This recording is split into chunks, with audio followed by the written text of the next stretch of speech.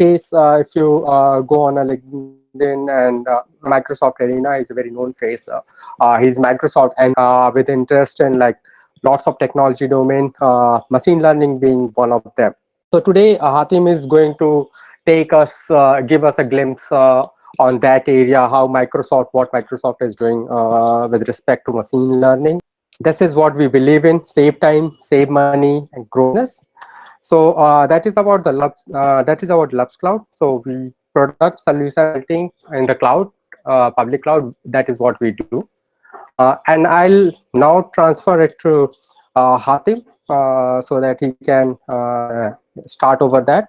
And before giving the control to him, I'll like to communicate this to everybody who is here, that we have a team in standby who is with us. So if you have any questions during the presentation, when he's presenting, if you want to ask something, so probably don't unmute yourself. You can drop the question in the chat box, and there is a team who is, and when we are done, when Atim is done with that particular topic, we'll go through those questions, we go through those queries, and we'll try to answer as many as we can. Sounds good, Hatim? Yes, sounds good, Ravi. Okay, so over to you. I'll give the control to you. Thank you very much. And thanks a lot, Ravish, for the introduction. And let me first start my. So, Ravish, my sound is good? Yeah, I can hear you all right, Okay. like rocking. Everybody else can confirm. Yep, cool. So let me start with this. And okay. So hello everyone. My name is Nagarwala, and I'm a Microsoft AI MVP. I have been a lot of community activities since past 5 years now, and my main area of focus from the last 2 years has been artificial intelligence and machine learning. Um, on a personal level, actually, I work as a technology lead at AppsWave, and I help the mobile and the web team to build solutions and projects which are related in terms of web and mobile, but are mostly related to IoT and AI. You can connect me anytime on Twitter. I don't use the other social platform. I'm mostly active on Twitter itself, so you can follow me on Twitter at Hatim Nagarwala. And let's into the topic. So what we are going to do today is I will first go ahead and explain what exactly machine learning is, where does it come from, and how we actually utilize it in today life. And I will go ahead with how machine learning can be done on Azure. I will give a flavor of that. And at the end of the session, what we're doing is I will be doing a small demo where I will explain how you can actually go ahead and jumpstart today to actually run your models, or how do you actually start with the scenario you have in hand and with Azure Machine Learning Services. So let's not waste the time and agenda today. So today what we'll look at is what is artificial intelligence, when should you machine learning, in what are the scenarios in that case, and what is the process of building that model, how I can connect this building process, and why I should use this to connect it to how Azure Machine Learning works. We'll see the end-to-end workflow in Azure Machine Learning, what are the tools which are being used, and then we come to the demo so that whatever we saw in the past, we go ahead and see it in real life of how things work. So first question was, what is artificial intelligence? Okay. Basically, you hear this AI thing a lot recently, like everywhere, wherever you AI related to that, AI related to this. But not wrong, AI has been going on since a long back. Like I don't know, folks, if you have used Yahoo Messenger back then, AI existed at that point too, in 1990s and 1990s. At that point of time, it was there, but there was not much about it, or you can say people were not exploring more about how you can use artificial intelligence in the right direction. But today we know artificial intelligence is nothing. You are, in a very layman's term, you are asking a computer or training the computer to mimic us, right? So you as a person can actually work 8 hours a day, and you can do a specific number of amount of tasks. But if in terms of scalability, you might have to scale it up between number of persons. Artificial intelligence will still uh, your mind and understanding of what is right, what is wrong, and understanding that and taking it forward into scalability. And there are multiple things come into the picture. So the artificial intelligence is coming from somewhere. So consider you, uh, uh, how I can say it you're born today, you are a clean paper, right? What happens is, as and when you learn in your life, you actually head with your decisions, your experiences, and then you actually learn from all your stuff, and then you are able to make the decision. So this is what you're actually doing it with the computer also. So you try and you explain what you want as an end result from computer or your model, and then end of the day you get some response from that. So into detail and see what is this. So if I can actually go ahead and divide this into three parts. One is called as AI, which is artificial intelligence. Second one is machine learning. So by name it suggests that you're actually explaining something to a device or a machine or a model, and it does that memory accordingly, and then you have a decision making power from that model. Third one is DL, which is deep learning. Okay, so let us go into see. So for example, intelligence is a technique that helps you to enable computers to mimic human intelligence, and this is your overall scope. This is everything comes under the banner of AI. And if you go deep into it, then machine learning is a subset of that, which helps you to enable machines understand what you are actually doing it with experiences. As I said, as you're growing up, you learn with your experiences, you learn with your curriculum and stuff, and then you are able to make depending on that. So machine learning is nothing but you are actually helping the computer to with the experiences and providing data accordingly.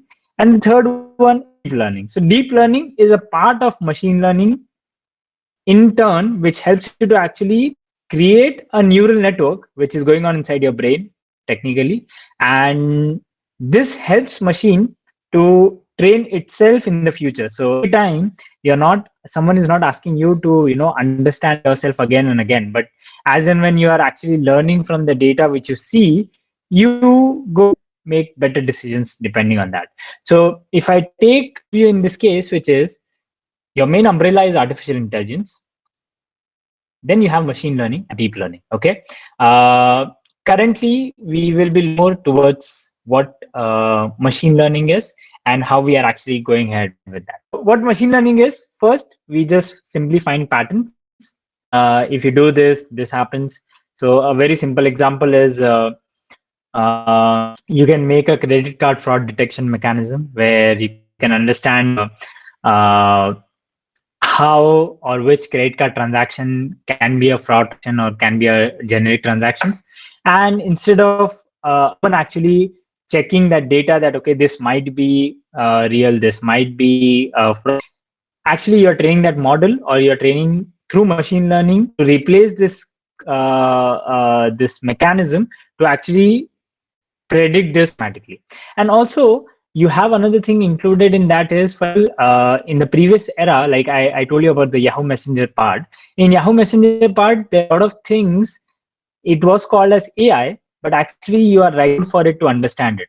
And if you don't, if I'm not wrong, or if in someone in the audience worked with Azure Bot framework, it is very mature today, but previously bots are nothing but they take your questions and you with predefined loops. So you have something like a tree structure. You say this, go here, answer this. You say this, go here and answer that. Something like that. So you are actually writing code to traverse through that tree. But here in machine learning, you're not. You will do technically, but as a end user, what you're doing is you're providing patterns in terms of data.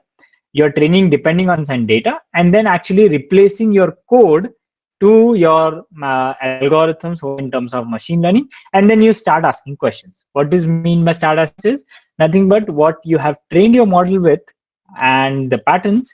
You actually go ahead asking okay, what do I do now? Or for example, I have an example for credit card, which is tell me which transactions are fraud from the list of options. Or there may be another example where you can predict something in the future depending on the past data, where that, okay, I have uh, a data flight which is going on for like 1 year, and you can predict from the last 1 year's data that what will happen for today's flight, whether it will fly on time, whether it will be delayed, or it might be 5 minutes delayed, something like that. So all these things can actually summed up using machine learning. So let's go ahead and see when should you use, where should you use, and what type of model you should use in that case. Okay, so there are different algorithms available in machine learning, which I have listed it down as much as I could, which is one is the regression algorithms. So regression algorithm helps you to actually tell anything which is related to numerics and which are going to predict something of how much it will happen or how many, something related to that. So I gave you an example for the flight timings, whether my flight will be delayed 2 minutes or 5 minutes, that would be your regression model. Second type of models would be the classification, which is it will help you to actually classify which part cats. For example, if you're training a model for cats and dogs, and you provide images for maybe 100 cats, 100 dogs, it will help you to actually find out which your model will actually help you to find out if this image is a cat image or a dog image. So that comes into classification, and there is a concept called as data labeling into Azure Machine Service, where you can actually label data and you can link your class models to that. Next one is clustering, which is you actually cluster your data into different groups, where you can actually understand whether you belong to this group or you don't belong to that part of the model. Next one is anomaly detection, which is you can actually find using machine learning models where you provide the data, and with this data find out if something goes wrong with that data. So for example, I told you about the credit card transactions. So credit card transactions is a part of an anomaly detection where you how many transactions of the data set which provided are actually valid transactions, and how many are weird transactions, or you can say goes out of the pattern. And this kind of anomaly detection models are you don't specify what tags it is. So if you say, for example, in the classification, you provide images of 100 cats and say that this is a cat image and this is a dog image. But here in anomaly detection, you don't specify anything. You just the data and let the computer decide over time that whether it is correct data or it is a wrong data. But you can still assist in terms whether this is an anomaly or not. I remember back then I developed one of my models where it used to help understand whether there is fire or there is an anomaly in the current scene. So that is one of the examples also use anomaly detection for, where either there is a fire. I also included one of them is in a construction site, if there is a petrol leak or the spillage somewhere, this you can actually detect it with anomaly detection. There are multiple applications also for that in anomaly detection, which we can come up later. And the last one is recommendation. There are more, but I want to cover main parts of that. So recommendation is nothing but you use Netflix, you use Amazon, you use your social networking firms. There, this recommendation type of machine learning model comes into picture, where depending on your activity, the system tries to suggest you what you like or what would the system can recommend you, so that you can actually go ahead with that. So many companies do that. For example, if you go ahead and you watched few and TV shows, and that movies and TV shows that generally watching, or the types of you're watching or movies you're watching, it will suggest more TV shows are called, and same with YouTube or any of your networks like that also can help you to see more of tailored content for the end user, and this is where your recommendation engine comes into picture. So all this is where you can actually go ahead and start using machine learning. There are also in our day-to-day life, in our work environment, where you can use this, where I helped one of the insurance companies out here in UAE, where I helped them in one of the classification models, where we helped them to understand whether the car went into a total loss after the accident, or into how much damage was there, if the damage is where you have to replace parts, or if you have to some minor repairs could take care. So that classification model was used over there, of if the car is totally has to be total. In that case, that classification model was used as one part of insurance service, where as soon as you upload pictures of your car, it will help identify for the end user or the agent to understand whether which camera my car should be put into. So these are some of the examples you can actually put machine learning into your day-to-day work environments. And this has actually one of the advantages over here is humans can mistake in that case in some of the scenarios here, because if you put machine learning model, you have a streamlined process and a streamlined model, and actually put accuracy levels and stuff into your models in that case. So as I said, this two on the top, which is regression and the classification. Sorry, regression and the classification, which we saw, is a supervising, where you provide data, and that data, you tag that data, and you say the machine learning model that this belongs to this or this belongs to that. And as I told you, in classification, you say that this belongs to a cat, this 100 images belongs to a dog. And the next three are unsupervised, which is depending on the data you provide, more data will make your model more accurate and give more data. So in most of the cases, like provide of anomalies, you will get more specified result in that case. So this is where you can actually go ahead and use machine learning. So now our main question is, okay, yes, I understood now I am going to, what is a machine learning model, where I will use it, and now how do it, or what is the process of using this? So it is simple. It is divided into four parts, which is first you prepare your data, you go ahead, find out what kind of data sets you have, what reprocessing things you have to do, because raw data can be sometimes confusing to the machine, as if you're providing a lot of data, it's fine sometimes, but if you're providing a limited data source, in that case, you need to make you're providing pre-processed data, and that will help you to actually have more accuracy levels in your model. And I was on one point over here, which is ethical considerations. Okay,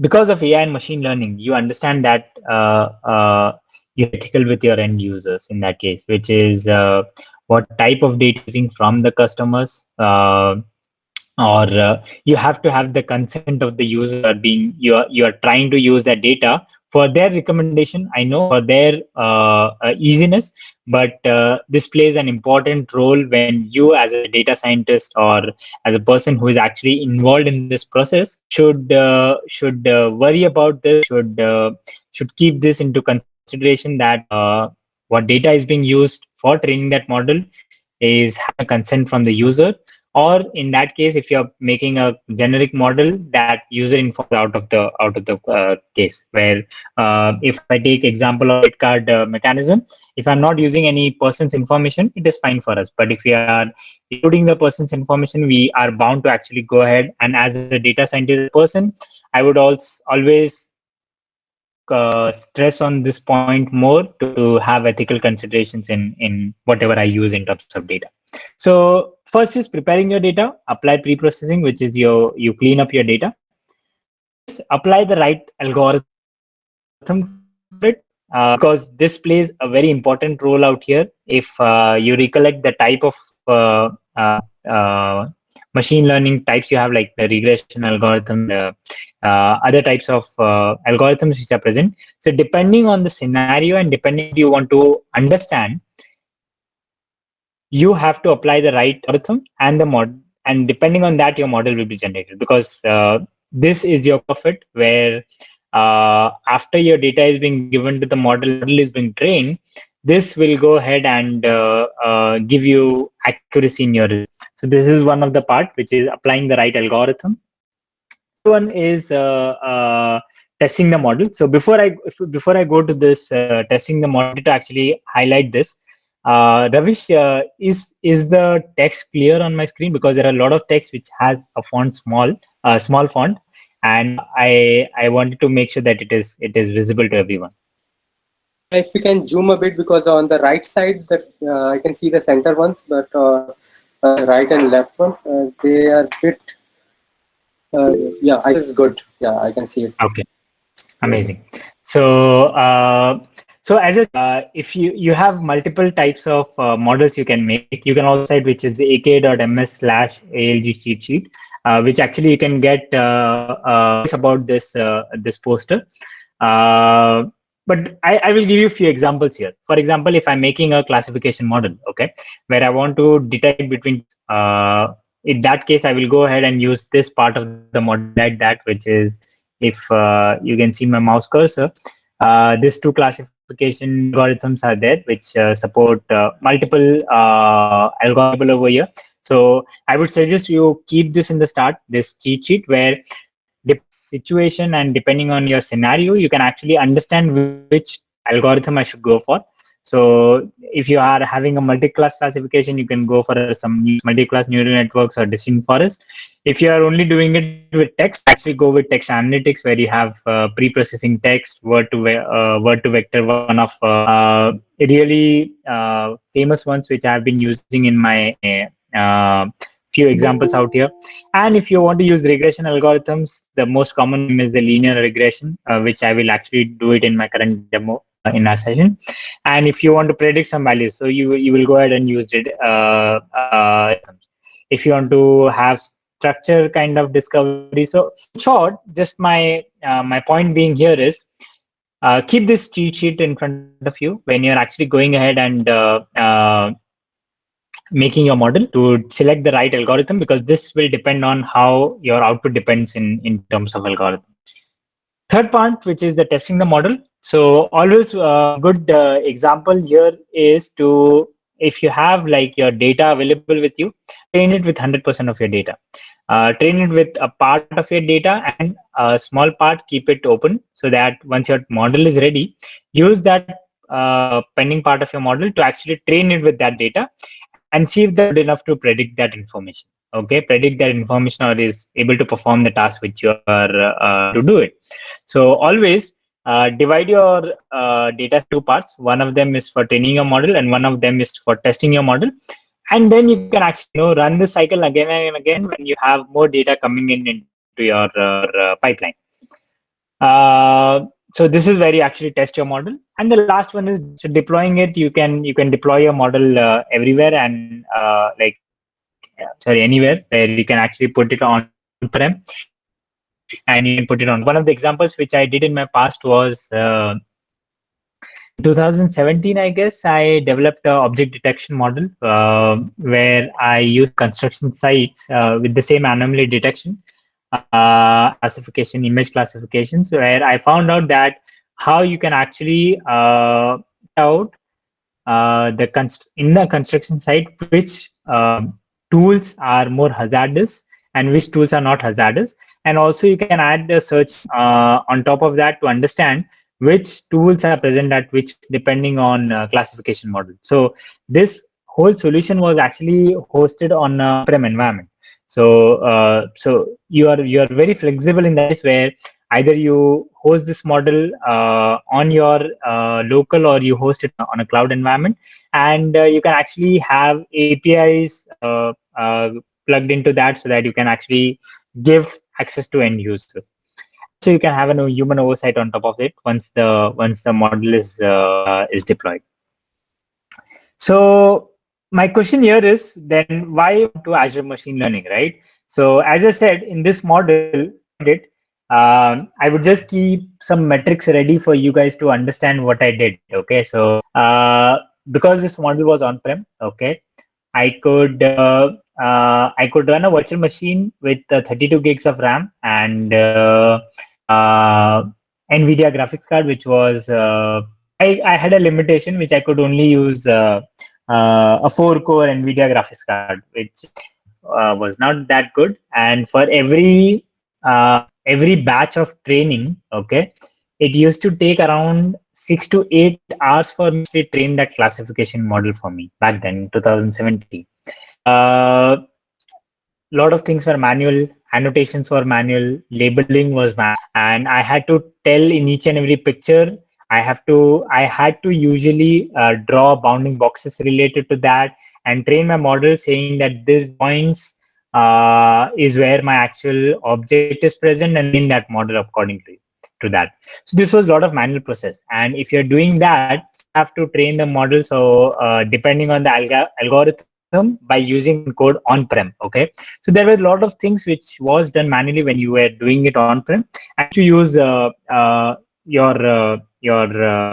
tools. Either you use TensorFlow, you use CNTK, the cognitive toolkit, but it was very difficult for a user to actually understand that and do it. And as an end user, if you are more concentrated towards your business, this things gets very difficult to start with. So there it is the place where learning comes into picture. Okay, which is first of all is simplify your building models. Remember, it took me around 21 to 22 days to come up with my model, and which was a huge time actually. If you see 22 days, 22 days is a very huge time to actually come up that model and make sure that the model is still trained. And I used to, as a manual framework, I used to provide 100 or 200 images a day, which was still less. And the less, because of this less data, I used to get less accuracy. Plus, as I said, second point is I had a limited resources in case, so I can actually scale out my training model in the cloud. So I can go ahead and buy 54 core virtual machine. So I did that. I took on Azure.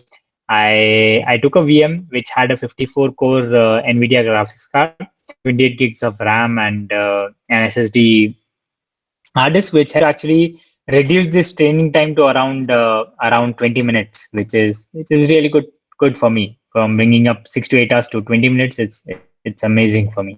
I can use all open source frameworks, which is, as I said, you can use PyTorch, you can use TensorFlow, you can use CNTK, you can use Python, you can use R as your languages. You can manage your workflows with DevOps.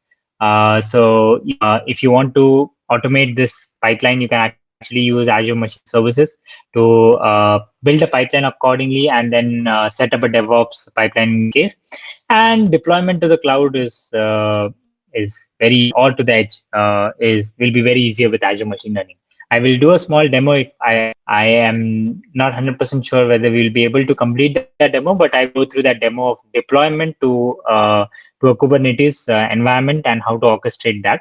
So this is where actually Azure Machine Learning comes into the picture. So you know how the process of making a machine learning model, and where or why we actually go ahead and do machine learning into that case. So machine learning on Azure with multiple things, as I said. So if I go with the, which is you have pre-trained models where you don't need to worry about anything.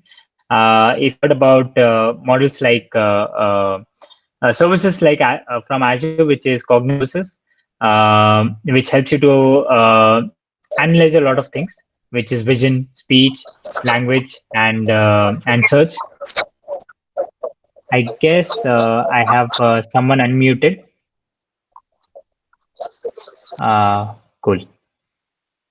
Okay, so so we have the sophisticated models available with us. So which is and on the end you have you don't need to worry about the machine learning in that case. You just worry about the end services, which is vision, speech, language, and search. You can use the popular frameworks, which I said. You can use PyTorch, you can use TensorFlow, you can use Keras. You have predictive end services for data sciences, which is Azure Databricks, the one which you're using Azure Machine Learning right now. And you have powerful virtual machines available with high CPUs, high GPU environment, and FPGA related virtual machines, which you can use for deep learning. So in my solution, which I told you about, I was using deep learning models for faster RCNNA algorithm to actually object detection. So that was when I moved to N series virtual machine. It helped me to overcome my problem for training that. And you have flexible deployments where you can actually go ahead and deploy it on-prem, as I said, deploy it on Azure services, which are IoT devices and Azure Edge. So these are some of the machine learning things you can actually utilize it with your model. And if you see the end-to-end workload, what you will do is I will prepare your data. If you remember the four cycles which we discussed in the start, you go ahead, prepare your data, you train the model using either Studio Code or Jupyter notebooks. You can actually use experiments using Azure machine learning, test your model accordingly, and then register your model into your library. This model can be retrained, and you can manage your model in that case. Build an image for that model and deploy it to your service, which consume it later on. So taking an example of a credit card service, you can actually go ahead, train, build the model accordingly, depending on your constraints, build an image to it and deploy it to the service. Then you can actually build a API for that and endpoint to it, and that endpoint it can help to consume the data to detect if there is a new record in the credit card transactions. You can find whether it is a fraud or an actual transaction. Same goes on with the insurance example which I gave you, and you go ahead and orchestrate in this part. So this is an end-to-end workflow for your Azure machine learning services. Next part which comes to is a workspace. So if I simplify this as per my end-to-end workflow, a workspace is nothing but your power where you're actually running your training models, your actual models which are stored. So it goes from the bottom to top and comes down again. So you have your data stored, you run experiments on top of it, you have compute power available with that where you run your experiments, you store your models, have your images ready, and then you deploy your models. So this workspace, we will come into it and we'll see how it looks like. And these are tools which you can actually use with Azure Machine Learning, which is one of them is Machine Learning Designer, which we will shortly look at it. You have Jupyter Notebooks. You can actually use, you can run R scripts using notebooks. You have Visual Studio and Visual Studio Code extensions where you can actually integrate your machine learning tools, your designer and everything into your Visual Studio Code. You can, people who are enthusiasts and love consoles, so you can actually go ahead and have machine learning CLI available, and you can utilize your OpenSeos frameworks, your TensorFlow and Keras, actually go ahead and still use Azure machine learning on top of that. This is one of the designer. Is you will have your assets on the left hand side. You connect your model or your flow in that case, and you can edit your models, connect your models in that case. And this is how the designer looks like. So I will actually go ahead into an actual example to see how the designer, and you can still track your experiment, see how many experiments are still running, how many experiments failed, something like that. You can see reporting on top of it. You can understand if there is what is the accuracy your model is giving at this point of time. All these things you can actually on your from your experiments tab, which I will also look to you in the demo. And let's jump into the demo directly. Before jumping into the demo, I would like to ask if you have any questions on the group. We can go ahead and check with the demo. So I don't see any questions in the chat, but if somebody has, we can take 2 minutes to answer that, and then we can proceed further. Great. Okay, I don't see any hands raised. No problem. So what I will do is I will go to screen in terms of my browser, and first of all, this is my Azure portal, which will look familiar to you. And in this case, what I've done is I've created a machine workspace. So if you can see on top, the first one is my machine learning. I love one where always I put my in front of it, and I put my work. Depends on you how you are actually managing your life cycle. And what I do is I created this on Azure. And to access your rest of the details, what you will do is you can actually go ahead and go to mi.azure.com, which I will go ahead and paste this link in the chat so people can look at it. And what it will do is uh, this once you have created your machine learning workspace, you can actually go ahead and utilize it from the machine. So this is it. This is my menu in my machine learning studio where I have multiple things. One is my notebooks, my designer, and my automated ML. I have my data sets which are already available with me. So I have one of my data set, two of my data set registered, which I was out today morning. I have few of my experiments which ran model which I was running back then. I have my pipeline set up. I will also go through and get into details about what are the pipelines. I don't have a model really because I wanted to actually create that model on call. So we will go ahead with that and see this, and also see how we can actually go ahead and in today's example, what I would do, guys, is I would like to explain each and every compass by going into that example. And in this example, what we will do is we will go ahead and create a model, pipeline, import our data, existing data which we have available, try our data for training the model, and we will go back to our flow, which is the 4 steps of our flow.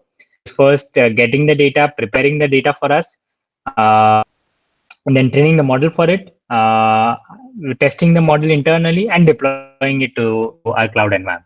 So to start with, we go ahead and a new pipeline. Okay, the pipeline can be actually created from the design. What I can do is I can go ahead and designer window. Sorry. And then go ahead and create a pipeline. A new pipeline will help me to actually go ahead and canvas for me. This canvas is where I can actually use, my logic of how I want to actually start design. Okay. Now in this case, a pipeline should actually run on a compute. There should be resources which are attached to your workspace, and you can actually reuse that. So that target is nothing but use how many cores and stuff you want, and you can actually attach it to your work. Later on, you can use it. So if you see on the right hand side of my screen, I have something called as targets. So right now there is no compute target pipeline which I've created. So what I can do is I can just go ahead and I have a computer with me, which is sorry, I have some disturbance out here.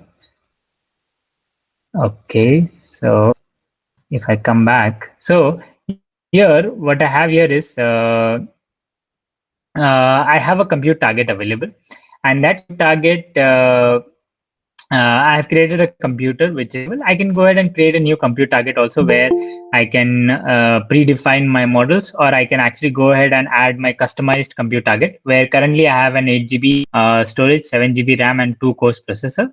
So I will the new one will take time for us. I will go ahead and select my existing one, and if I have any parameters, I go ahead and add that pipeline parameters in that case.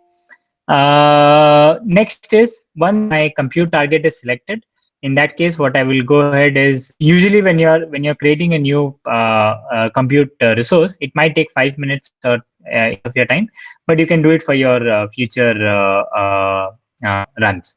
Now what I will do is I will go ahead and run with the sample data source which I have.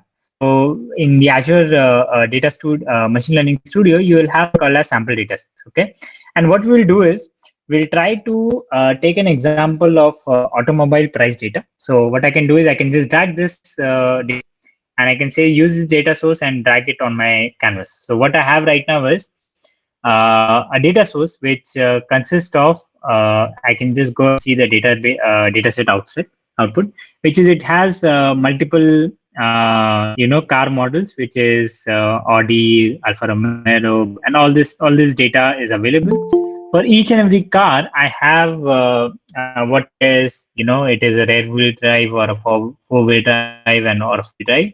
I have the engine, the length, width, I have the engine type, and I have a lot of other data available with that. So what I will do is I can actually go ahead and check this. You see over here, this data set consists of around 205 rows, and it has 6 columns into that.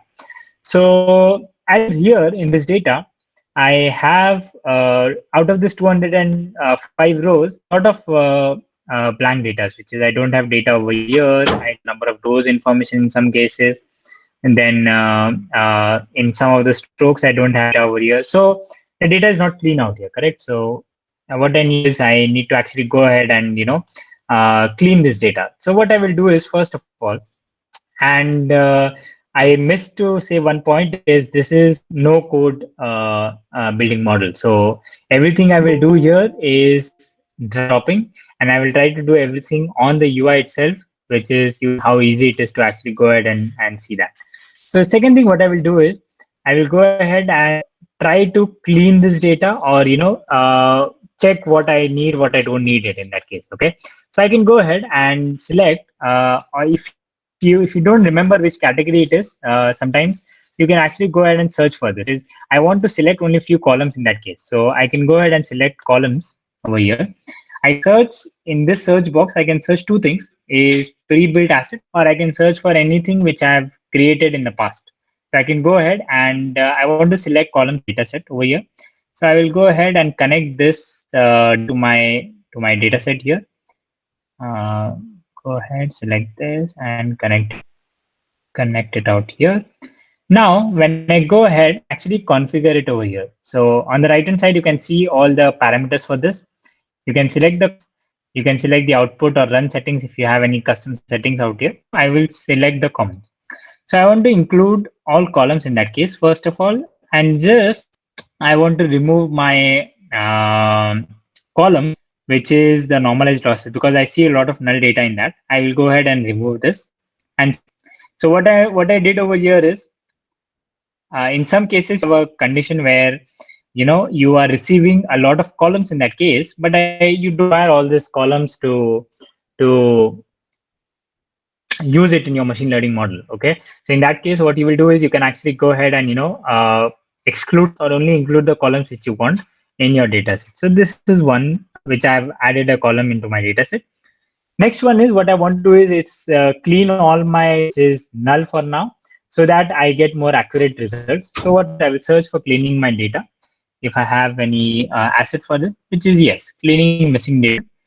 I can go ahead and connect the output for the columns to cleaning data, and then I can actually go ahead and select the column, which is what I want to do over here, right? I want to actually go ahead and allow duplicates and preserve the columns, yes, but I want to do it for all columns here.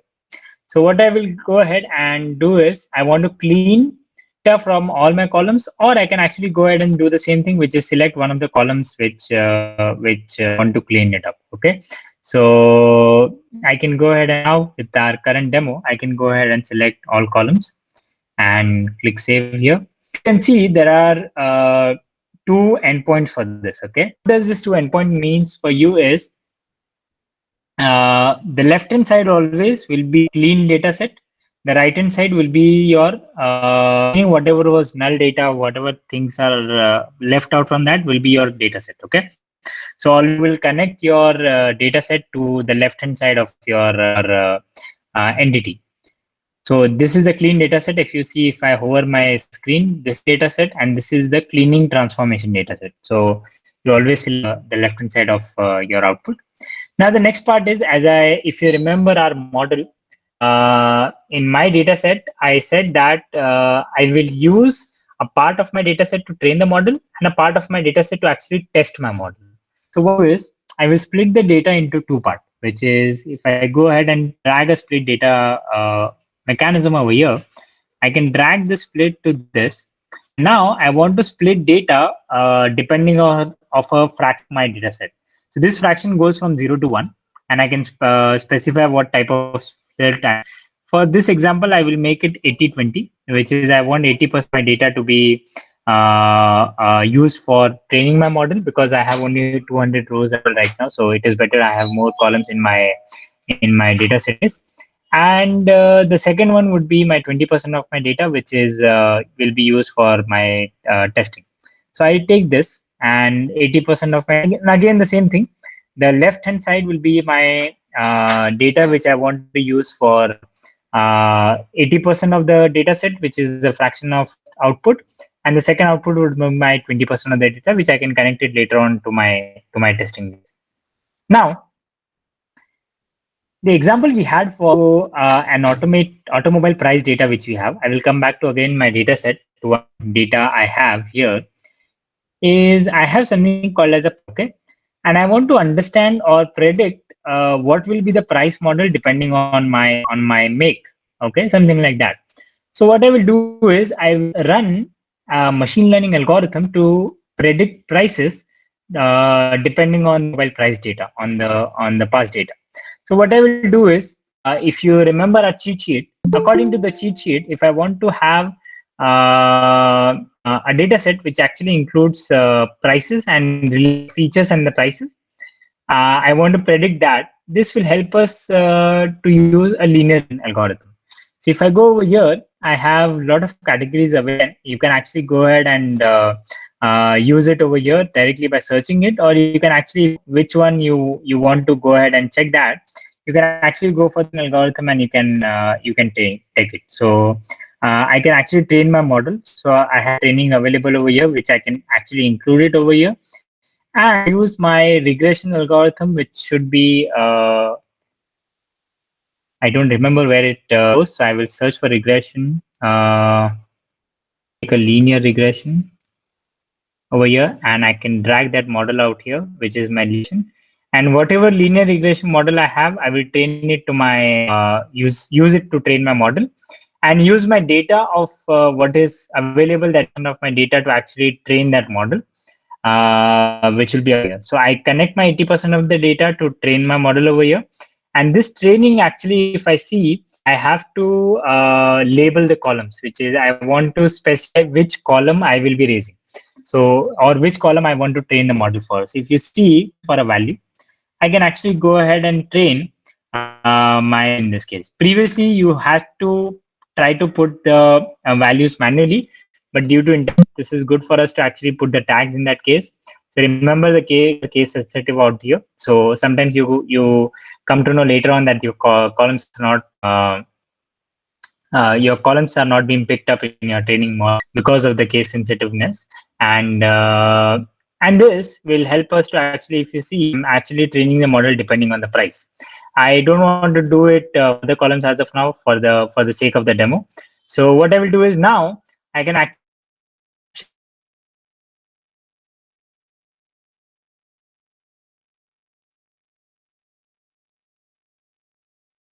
or whatever classification or regression which I've received, I can actually my trained data, and also I will try to score it depending on my other 20 of the data. So this will help me to actually test this 20% directly, but the 80% of the data will actually go through training that model and then underscore of my detection in that case. And the final part of this this pipeline would be to actually go ahead and evaluate, which is I will go ahead and take an event, which I can just drag it and drop it out here, and I can actually plug this to evaluation model, and this will actually give me to evaluate. So now what I can do is I can actually go ahead and see my steps. My steps are very simple. I actually took if I consider my wheel, which we saw in the presentation, you go ahead, take the data, prepare the data, you go ahead, train that data accordingly, you test the data. And the fourth one was deploy. So we don't concentrate on the part as of now, and we just go ahead and see. Go ahead, take the data, clean the data source for us in terms of selecting what columns you want, and or remove the columns you want, and then clean whatever is null. Then we split that data into two parts, which is 80 and 20% for training the model and for testing the model. Here we use an algorithm for linear regression and go ahead and train the model accordingly. Take a score model to actually find out what is your score of your data. When you pass it, you test the 20% of the data over there, and then you evaluate your model accordingly.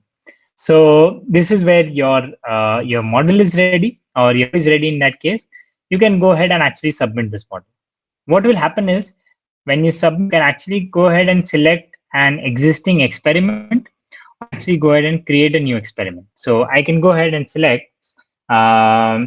TechTalk experiment, and this is the basic pipeline. I can go ahead and actually set up a pipeline run for this. And what will happen, this will go ahead and run an experiment for me with my compute model, which I've selected in the past. As per its availability, it will take compute model and go ahead and run this data for me. I can actually see my overview of what is happening, how long it has been taken, which step it is right now, and things. I can actually see it from here. So you can see here that it started running, but it is on the step right now. The rest of the steps are queued. So this is queued. This has not yet started. This is not started, and this is not yet. So we'll just wait for. What I will do is to save our time in this presentation, the same model already created, so I can show you how it looks like next after an experiment has been run. And I will go ahead and go back to my experiments. And my old experiment, which I have tried to do the same thing, where I can go into my graph and I can see once each and every task is completed, that okay, my automobile part has been completed every step, and I can evaluate my model at the end of the day. What I can do is also I can actually go ahead and go to my designer and check my training model. In that case, it will take my last build experiment, and actually I can go ahead and see at what happened.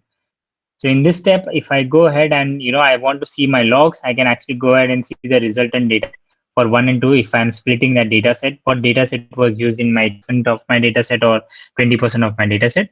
And I can actually go ahead and also see the score model. Score model, I can go ahead and visualize my score data set where, as you know, this is a regression model. It will give me my end result of my score labels, which is how the model calculated it according to the prices given inside the model. Last is evaluation, which is evaluation will give me help evaluate my results, which is detecting the price depending on my absolute values. So the people who know statistics very well, they can actually go ahead and see the absolute values, the root mean squared value, and each one of them I will just go a small overview of all of them. Is mean absolute error would be your you can say an absolute error, which is the difference between the predicted value and the actual value. Okay, what is the difference between both of them? Root mean squared value or error would be your square root of your average errors, which is predicted on the test data set, and it can be it is just mostly the predictions of how the errors of your root mean values can come. Your relative absolute errors would be your it will be related to your absolute actual and all your actual test values. Your required error would be your average squared differences between actual values and a combination of your all actual values. And the last one will be your coefficient of which is also known as the R squared value.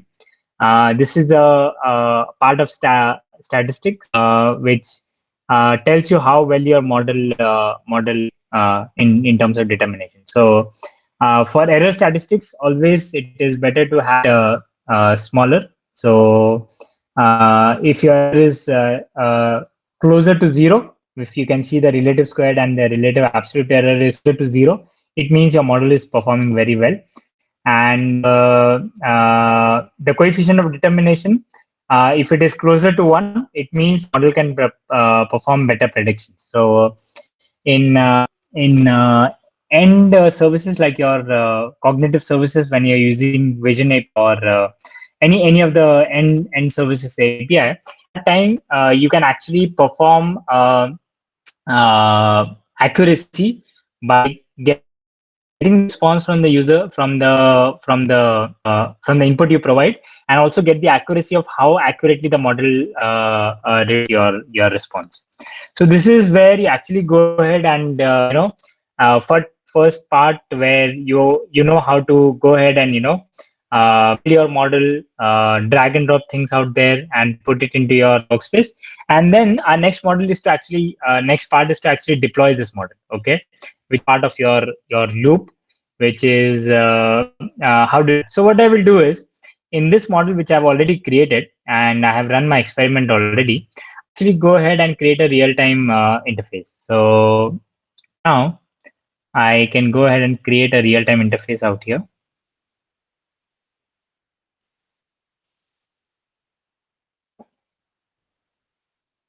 And if you see, when I created a real-time interface, there was a change in my model where I have two things added to my train model, which is one is your web service input, is it will show whenever like people are requesting for your request, and the web service output, which will actually give you a evaluated model and return it back to the user. So this one, what will happen is, you can go ahead and you can see this two things out here. One is your web service input, and the second one is your web service output in that case. Now when you create this interface pipeline, what will happen is yeah, this two things, when it is added, it will expect some data scheme where what type of training data model you have to provide, and how would you want your price to be actually predicted and returned back to you. So what would be your request and what would be your response in that case. So what I do is, I know I've just completed this, I can go ahead and submit this and select it as an existing experiment, which is my detection, and I will submit this. Now usually what happens is, whenever you are running it for the first time, it might take some time, and if you have multiple compute platforms in that case, if it is being used by one of the modules, you can actually go ahead and check that. But for, because the resources are active and has not been such a big time, so what it will do is, it will go ahead and apply the changes faster, and we should have this done quickly. So if you see, right now my web service input task has been running, this has been completed, and my transformation is right now queued. There's another thing which, if you remember, when I was, if I go back to the window till the time it is running.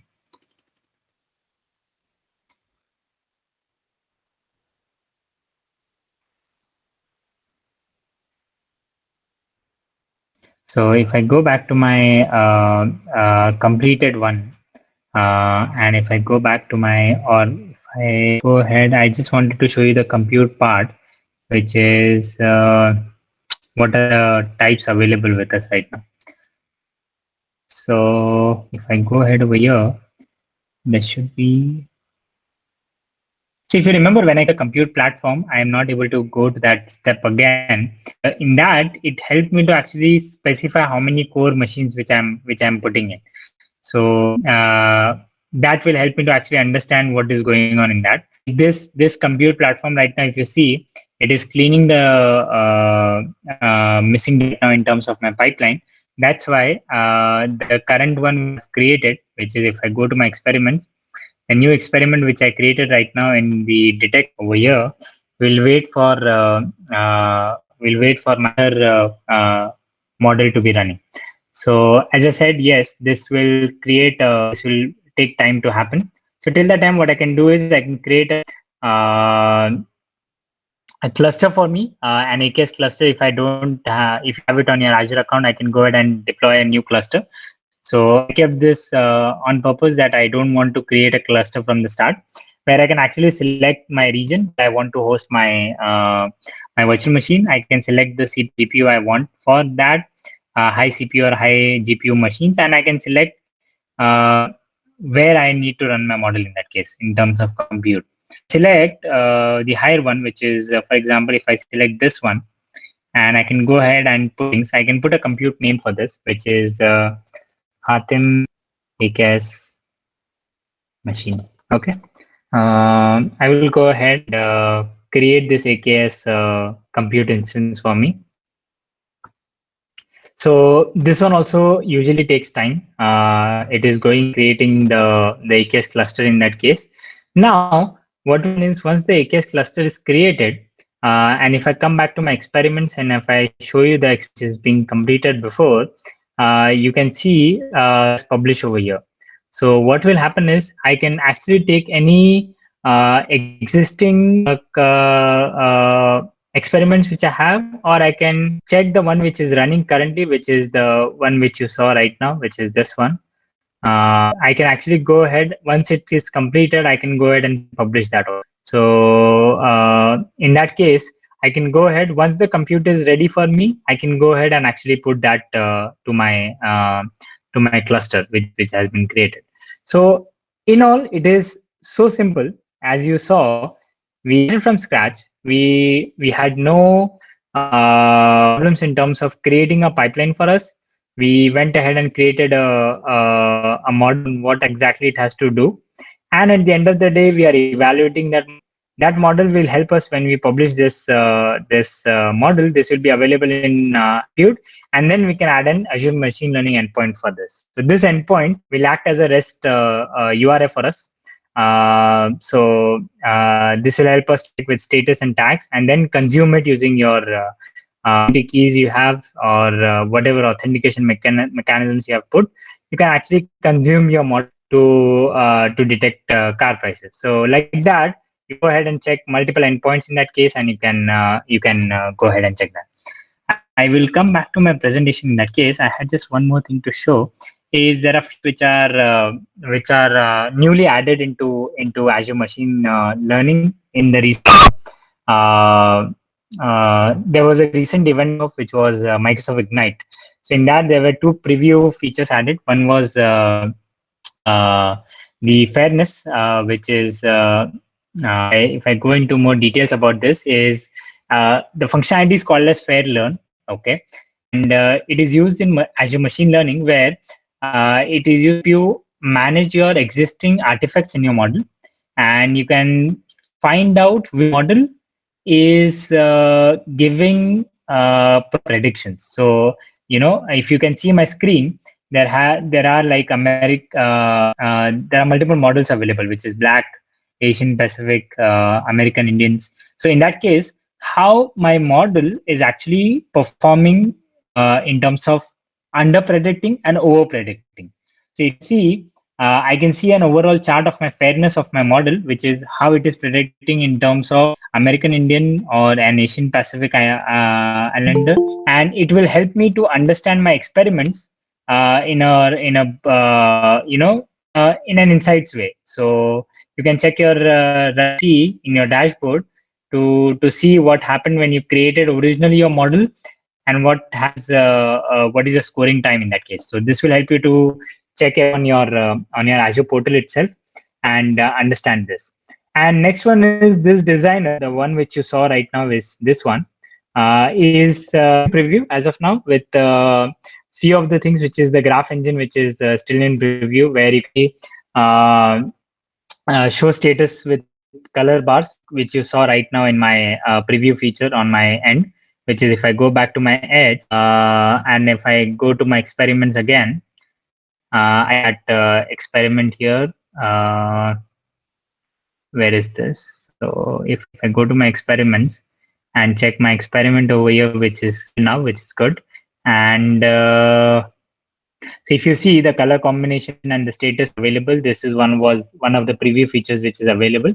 And the new feature which was added is the computer vision data processing are by default added on the Azure Machine Learning libraries, or the templates you can say. And data labeling also can be actually checked from images. If I go over here, I can create data labels directly to my model, and I can put any types of data labels. Like I gave you an example of the cat and dog, right? So I can create a data set for it. This, what I did years ago manually, I can actually do it with UI UI step-by-step process out here. And finally, we have the new user interface is really good. You have still the classic interface available. You can actually go ahead and do your use your machine learning studio as the old one. The new one you can access is through ml.azure.com. So I guess this is it from my side. If you have any questions or if you have any concerns, I can actually go ahead and try to answer that. I hope this was informative for everyone, and you actually get a jump start of how to actually learning, understand what machine learning is, which scenarios to actually to use, and which are places we can actually utilize that. Yeah, that was very informative, Hatim. I think anybody who is interested in machine learning, actually, there is always a problem where to start from. You're starting something new. The most of the time that you spend actually is trying to figure out, okay, what are my first steps? I think you have given a good direction where you should head and where you can start. Overall, how you can utilize platforms. I think everybody would find that useful, and I think that will be very helpful for anyone who wants to step into that big domain of machine learning, deep learning, because all the public cloud platforms, they are going big on it, be it Microsoft or any other cloud platform. So I think, yeah, that was very helpful. If anybody has any question, we can spend, we have already spoken like few minutes, but yeah, we can spend 2-3 minutes to explain any questions anybody might have. And then I can go ahead. Yes. Yeah, please go ahead. No, I said you can take the stage after that, Ravish. Yeah, sure.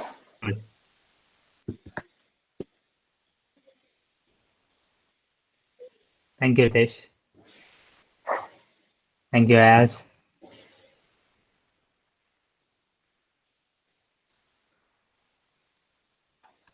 I have something called out here. Okay, I can actually create a data set from my local files, the data source out here, which is from any SQL server or wherever your data source is present, or you can actually from any open data set. So if I go to open, if you can see my screen, I have hundreds of data sources which are available online, which you can search from them. Like for example, diabetes data, your US state, or you can actually bring any data from your site. Like you can bring CSV files, you can bring any data models out there, and you can utilize that here into your machine learning model. So when you go into your actually when you are actually building your data window, in that case, you can go ahead and drag your data set into it. So if you have data sets, you can see all your data sets out here, and you can train the model accordingly.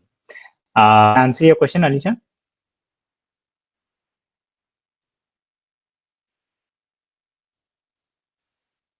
Okay, great.